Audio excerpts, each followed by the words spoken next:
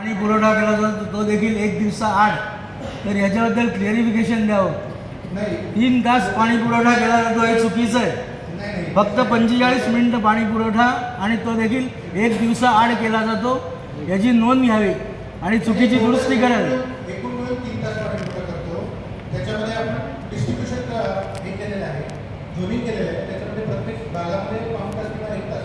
त्याचं म्हणणं योग्य आहे. बावधन बुद्रुकमध्ये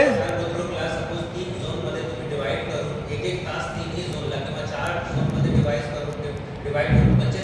45 45 4 झोन जर करत आहे, तर यू कांट से की आम्ही 3 तास पाणी पुरवठा करतो आणि 45 मिनिट पाणी पुरवठा करतो.